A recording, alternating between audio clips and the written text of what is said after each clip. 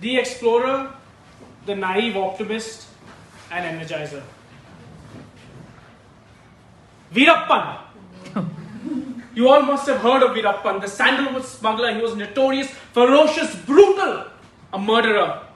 He used to roam around the hills of Andhra Pradesh looking for thick, big sandalwood trees to cut down. Along his domain of influence was a hill by the name of Astachal. A hill where us students used to go and meditate every day for 15 to 20 minutes. But one day, 3 boys had made up their mind. We had made up that mind that we were going to summit this mountain. We were going to reach the top. We would be right at the top, and that was our objective of the day. So on a crisp Saturday afternoon, we decided to go up the mountain, and we went up slowly, walking.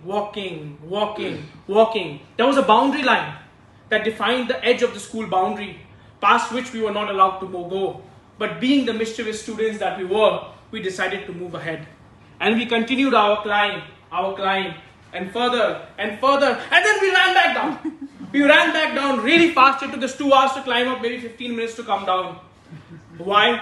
We saw some movement in the trees ahead, in the bushes. And either it was Veerappan's gang operating in this area, or our ferocious Veerappan-like teachers who would have given us a harsh scolding for going past the school limits.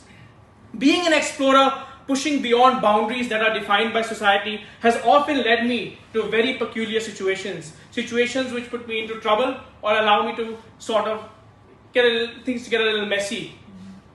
But being an explorer is what has also allowed me to move from the concrete jungle of New York, where I was born, to the sandalwood-clad jungles of Rishi Valley, completely in the middle of nowhere. 150 kilometers from the nearest city, 20 kilometers from the nearest village, and in the middle of a bird sanctuary.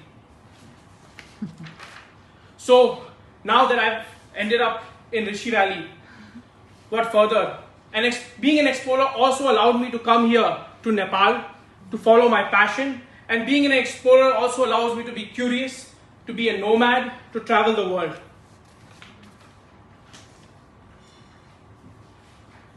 I'll tell you guys a secret today. Being that we're in the Toastmaster meeting, I had a nickname a couple of years ago. It was Kattu Sahu. Kattu Sahu means a boss in shorts. So this was the name which was often used for me at my office, in administrative circles, in government circles. It is how I was colloquially referred to. I always felt that being comfortable allows my mind to breathe. And I think that takes paramount importance over what I wear to achieve my day-to-day goals. But in this, I was quite naive. I was a naive optimist to think that society would, take this lightly. Instead, I got the branding of being Kattu Sahu. I am very, very optimistic. I am stupidly, naively optimistic. I am optimistic about anything. I don't look at whether the glass is half full or the glass is half empty. If you give me an empty glass, I'll say, we can go to the sink and fill it up, or it'll rain tomorrow.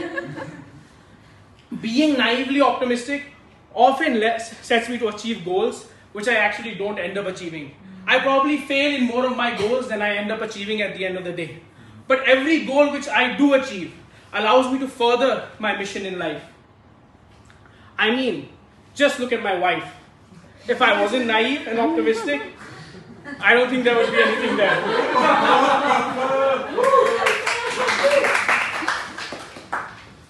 I am also an energizer. I have been lucky enough from a very young age to follow my passion, to really do what I really want to do. It has been a luck or a privilege that has been afforded to me.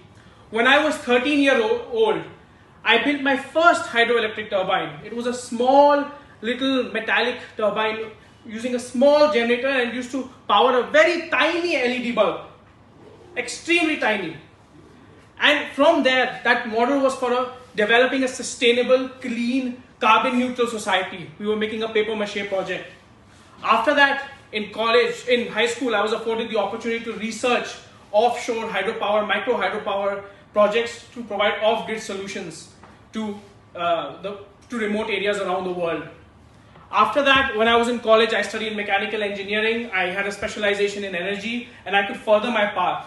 And to my luck, when I got out of college, when I graduated, I had the opportunity to come to Nepal and build Likhu 1, Likhu 2 and Likhu A hydroelectric projects where I'm working right now.